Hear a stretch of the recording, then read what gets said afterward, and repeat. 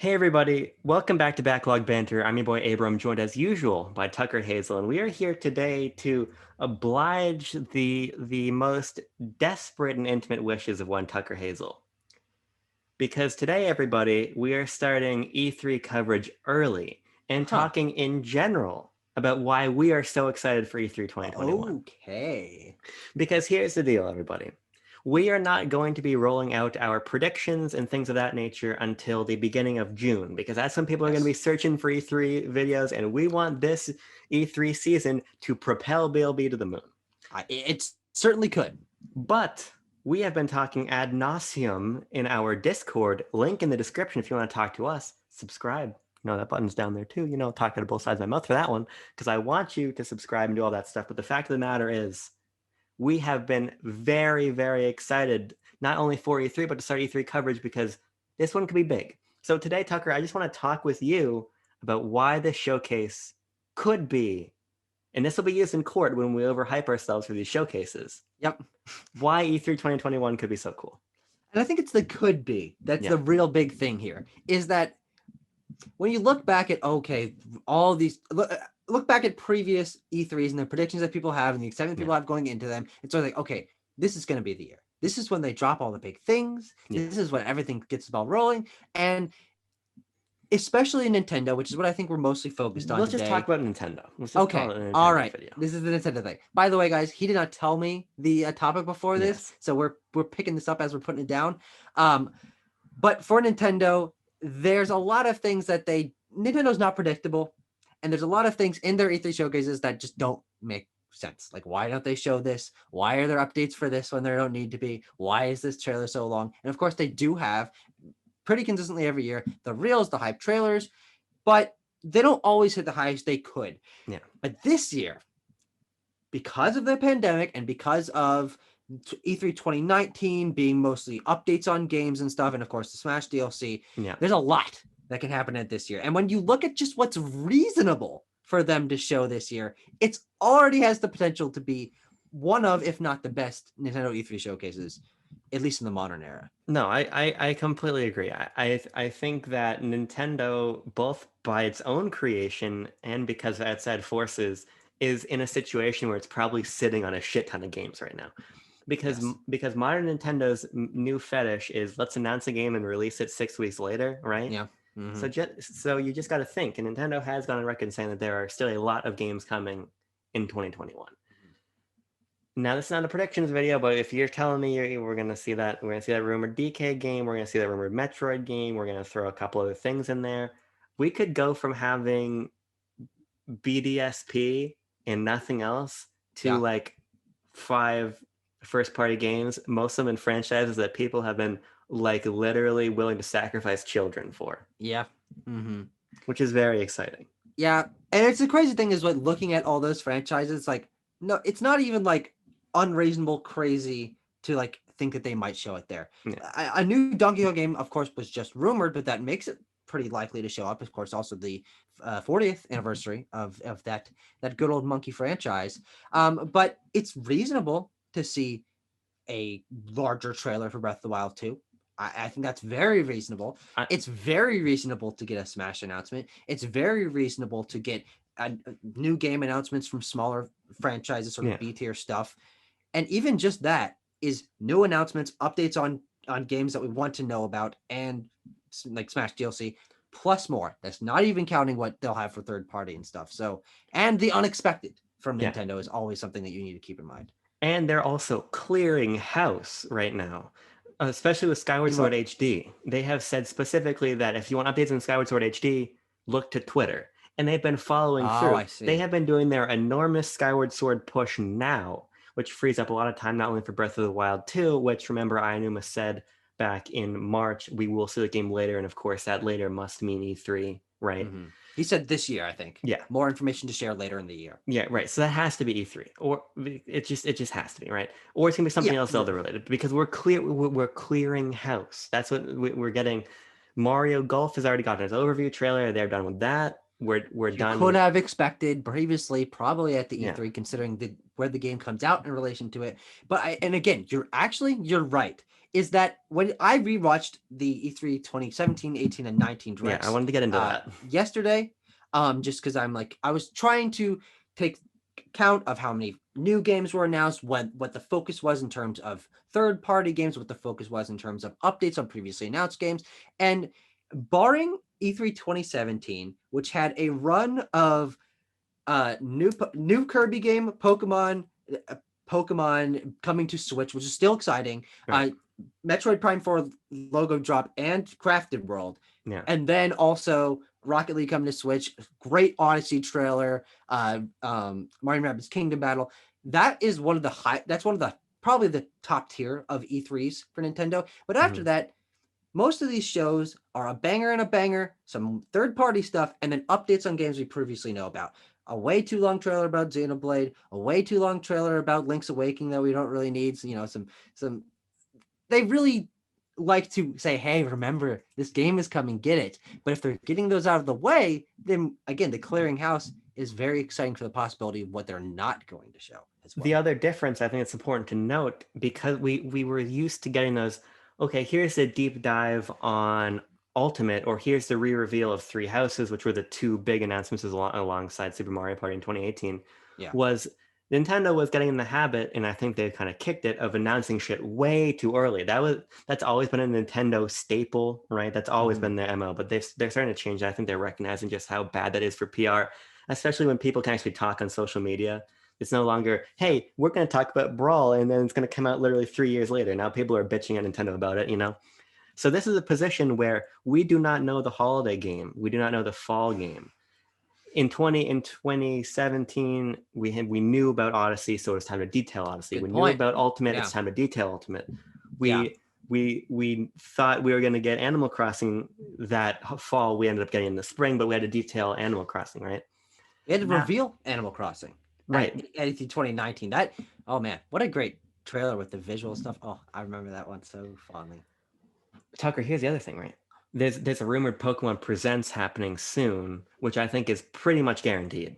Yeah. Um, and so that takes BDSP off the table also, Which right? is also good considering if you look back at what they did for Let's Go and Sword and Shield, it was, hey, these games are coming. Here's like one picture of like a Yeah. sort of new thing. For Let's Go, it was that Mew is in the Pokeball, and for Sword and Shield, it was that Nessa is a gym leader. That was their E3 reveal for Pokemon. But you're right. We'll get those updates and probably more substantial ones in Game Freak's own presentation Yeah. beforehand, if it, likely, which is another thing you can take off the table and technically include in Nintendo's E3, as I think we are going to, and I think Right. the industry as a whole is going to. Yeah, so basically, I think the point is not only are there a ton of rumors suggesting pretty imminent and huge game announcements, there's also a necessity to make the announcements. Yes. Nintendo has not had this sort of pressure to actually announce things in a while, and not just like a thing, all the things, Mm-hmm. right? They have to actually do it now, which is super exciting. And of course, I think we'll probably get little updates on, hey, here's Travis Strikes Again, or sorry, No More Heroes 3. Mm-hmm. We could get that big Bayonetta 3 push finally, right? That Yeah. we could get these things, but what's exciting most to me and to you are the brand new game reveals, and we're set up to actually finally get them, which we Mm-hmm. haven't in a long time. And I think that's true, but also I would counter a little bit against those two things. Is I'm seeing the E3 presence of both those games being both less important and more important than you're saying. I think the reveal of Bayonetta 3 is that we're going to see the video game for the first time. We're going to Yeah, know the gameplay, the graphics, the story, all of that. That is a big game for Nintendo that yeah, has existed in the ether, but has had mum's the word for 3 years. Game Award 2017, I think, is when it was yeah, initially revealed, which is wild. And also for No More Heroes, I think that the way that they pushed it in their previous directs, it was that one of their E3 2019 reveals, it was their Game Awards trailer for 2019, which was really underwhelming. And they also had it pretty prominently in the most recent direct. yeah. I think they're also clearing house for that That's a to good put point. that as one of their sizzle reel things. As they're leading into the final announcements, they're going bam, bam, bam. Here's what's coming out. You get your Super Rush in there. You get your No More Heroes 3 in there, and they don't have to spend too much time on it. They're like, wow, Nintendo Switch has games. Look at all that's coming. But I don't see another trailer for that game happening, That's fair. considering we've gotten 3 very substantial ones. That's a Also, great that point. game looks fucking garbage. Rewatching their the most recent Nintendo Direct, it looks like a fucking Wii game, and I don't know how that's possible. Yeah, we'll see how it turns out Yeah, in that game in particular.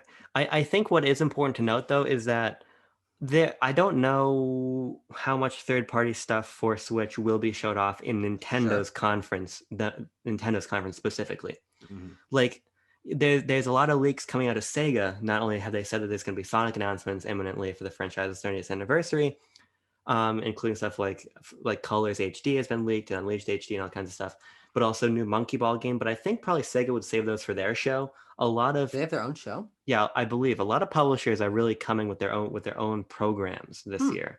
So I think that could spread around announcements in a way that favors finally first party in a Nintendo Direct, Yeah, which is something we've both been clamoring for yeah. in various junctures. So Let's hope they stay away from like the DC Supergirls sort of level trailers. to be fair, that game is being published by Nintendo, Yeah, I which is know. bizarre. Which is that's a terrible example, but still, you're right.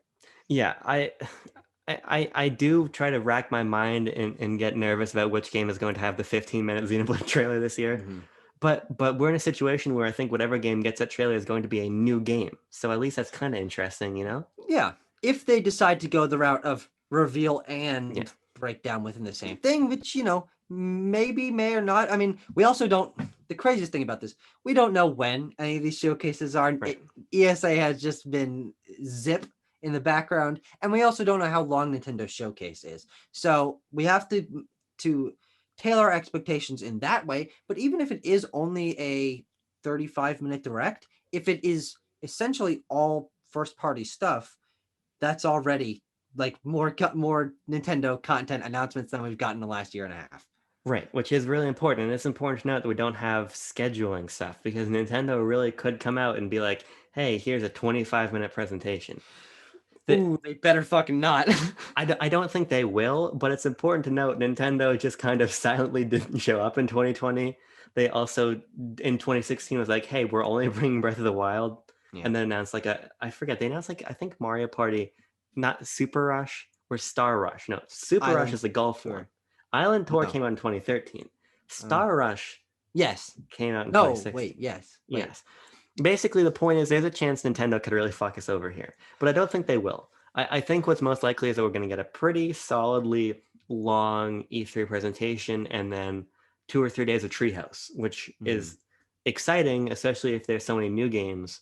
True. Actually, give us that Metroid gameplay demo, give us a Donkey Kong gameplay demo, right? Yeah, and also that's true is that these can be shorter reveals if they're also putting more emphasis on, hey, everyone has access to these treehouse things. We don't have to get a Donkey Kong trailer that's fucking 6 minutes long that also breaks down what the new like level elements are, because that's what the treehouse people are going to be doing. So you have a snappily edited, exciting Donkey Kong is back trailer reveal for that, and say, hey, tune in 2 days time, whatever, for the like full gameplay breakdown of this, and that prevents us from having to have the Xenoblade style. This is what everything fucking means, and I think that's also really exciting because we're in an E3, a for everyone where everyone has access to all of the content. It is free. It is all online. It is intended to be so. So we don't get people sitting in person bumbling over the things when they're trying to figure out the treehouse and stuff. It's going to be pretty regimentedly designed. We can hope to be presented this way. So I think that's also something to consider. Yeah, It's very exciting. it's so exciting. I don't know how much more I have to add than that, but I think like I think about this sometimes in my long pensive evenings, Tucker. Like the last time I was genuinely like super excited for a new first party Switch game, it's been quite a while, to be fair. Even though I've played literally all of them, we haven't gotten that big pop in a while, and I think that literally because Nintendo has no choice other than to give us that, we will finally get it again. Oh, let's hope, because at the moment, what is it? It's just Super Rush, technically No More Heroes 3, and good old BDSP rounding out the clock to give us hype for the rest of the year. Yes, we also have Skyward Sword, and Oh it's fuck, you're right. $25 amiibo, which I got off Target the other day, which is exciting, I guess. Oh boy, Oh Tucker, boy. Tucker, it could be very good. We'll be back, irregardless, pardon my language, to do predictions, dream videos, mostly for Nintendo, but I also want to talk about some other companies, not Sony, because they're not going to show up, of course. But we'll be doing a lot of E3 coverage and then reactions, post showcase discussions, breakout reveals when Metroid shows up and I take off all of my clothes and just bask in the glory of the game. All of these things are going to happen and be recorded on camera. So Better. I'm so excited. We'll see you guys in those videos. goodbye. Oh, I have to hit stop this time.